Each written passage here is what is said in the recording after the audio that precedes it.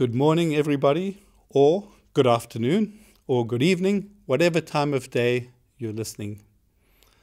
I'm pleased to share with you some of the insights that we have developed at UNESCO about the internet.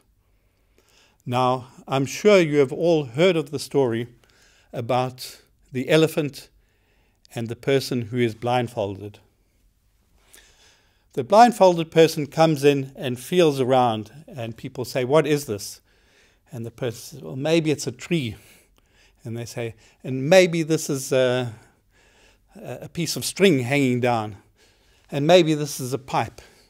And maybe this is a very big leaf or something." Of course, it's an elephant, but nobody can see the whole animal. And this is exactly the case with the internet. The internet is very complicated. And we're used to seeing the internet in some things. Email, maybe we look at a website. Maybe we get an alert. Maybe the internet is also being used for telephones. Maybe we do banking on the internet. Lots of things, lots of ways. In fact, the traffic lights in some parts of the world are synchronized through the internet. So you're driving and there's a sensor and it sees a car coming, another car coming, and it says, okay, we need to change the lights like this. That is called the Internet of Things. So this very big elephant is something that is new to the world and which is pretty accidental, because nobody ever thought we could have something that would connect everything like this through electronic means, whereby so many things can happen. In fact, even weapons can be triggered through internet. This is the whole new realm of cyber warfare. So internet is bigger than information, but information and communication are, obviously we know, very much part of the internet, whether it's instant messaging using WhatsApp or anything like that, whether it's using Facebook, whether it's visiting a website, whether it's writing a blog, whether it's publishing a legal judgment online. All of these things are information and communication using internet technology. Now, internet, as somebody has explained, and I don't come up with this insight myself, you can think of internet a little bit like a table. So if you think of a table, you've got legs on a table, then you've got the tabletop, you put a tablecloth on, you have some knives and forks, you have some plates, and you have some food. So we can understand the internet a little bit like this, because the internet, to work, you need the legs, you need the pipes, you need the transmission towers that are going to send all these signals. That's quite complicated. And there are issues there, because what happens, who controls the flow of information and communication in the legs? Can they be cut off altogether, and suddenly the table doesn't serve as a table anymore because the internet has been chopped? Then you have the tabletop. Well, this is about the technology, the computer software that connects the internet. It's called TCP/IP, which you don't have to worry too much about, but that's the technological system that means that you can send some information from here in Paris, where I am at UNESCO, and it can end up in Antarctica, or end up in Arusha, or end up in Cape Town, or end up in Beijing, anywhere in the world, because there's the same technology that's transmitting this information, and one computer can understand this and transmit it to another computer. And that never used to be the case. We used to have different little networks that weren't speaking to each other. Now we have this one network. So you have that. That's a tabletop. On top of that, you can put a tablecloth. Now, a tablecloth, we know we can put brilliant designs. We can have a kikuyu cloth. You can have a woven lace cloth. You can have different kind of cloth. These are the cultures on the internet. Sometimes cultures are very rude, sometimes they are more dignified, sometimes they're aggressive, sometimes they're fun, sometimes they have these memes, sometimes they are documentary, lots of different cultures on the internet. Depends, you can put different tablecloths on the table. Then you have your knives and forks and the plate.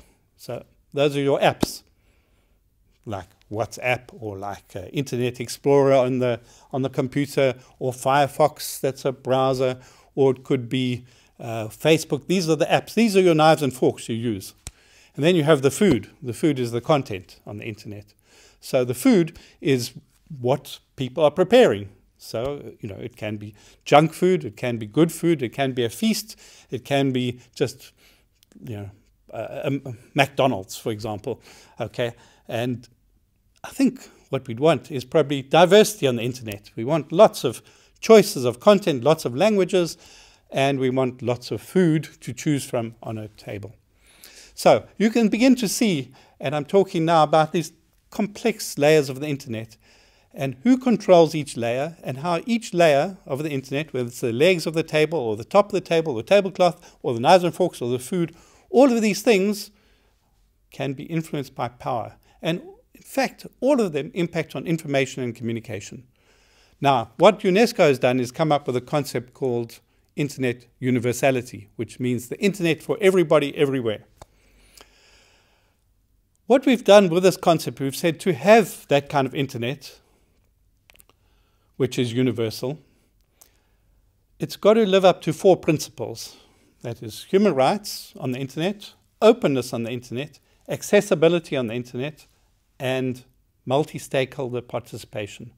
Rights, openness, accessibility, multi-stakeholder. RAM. Very easy to remember. Rights, openness, accessibility, multi-stakeholder. So rights, you know about rights. I don't have to tell you about rights. That's key.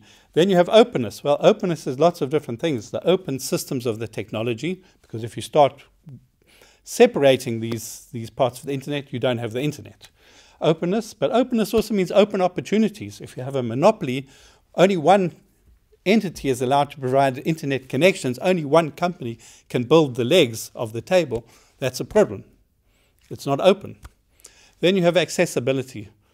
It's fine to have the table there, but how accessible is it for people? Is there the kind of food that respects their beliefs? In other words, is it in a language they can understand? Do they know how to eat, to use these applications? Do they know the risks that if you eat food that's junk food, it's going to be bad for your health? Do they know how to prepare good food and put it on the table? So that's in terms of accessibility. How do people have the skills to access the internet? Okay, and how do people have an internet that's accessible to them, in the sense that it's actually going to be in their languages with content that is of interest and relevance to them, and also that accessibility requires that the internet is affordable to them, and that actually there is a connection, whether it's on a phone or through a computer. And lastly, the multi-stakeholder. This is because you can see the complexity of this institution. You've got so many different people. You've got technicians, you've got lawmakers, you've got academics, you've got users, you've got companies.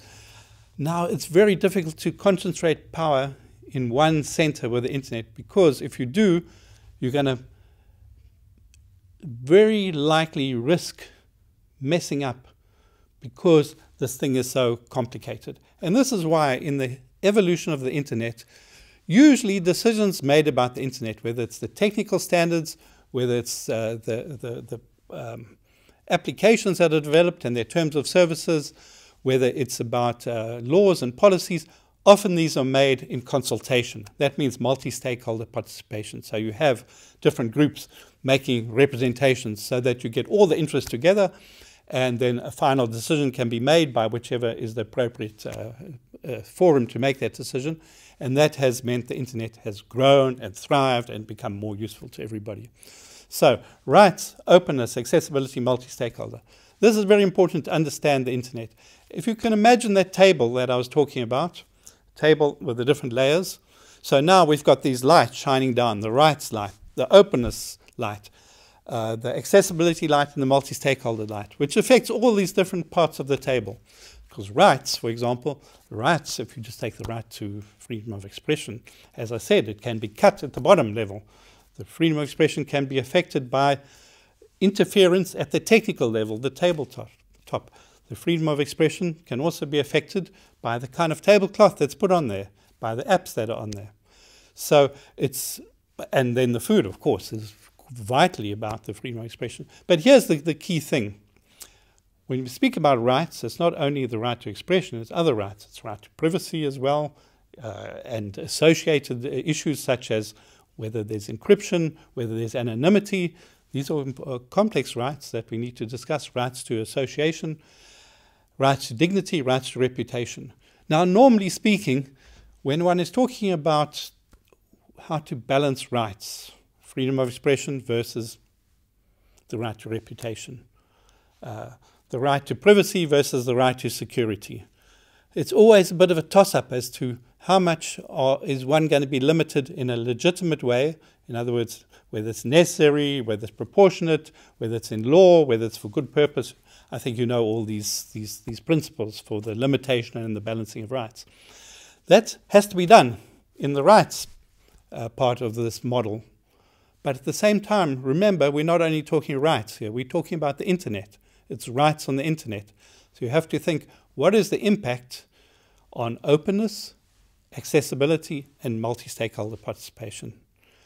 And the last thing I want to say is that because of the fragility, the possibility that the internet can be destroyed very, very easily, we need to think about whether courts are always the right institution to make a decision. What we're seeing around the world quite often is that a court is asked to decide on something like encryption. Encryption on the internet. Well, is a court necessarily the right institution to make such a decision? It could be as a last port of call, but that depends on whether there's a policy and a law.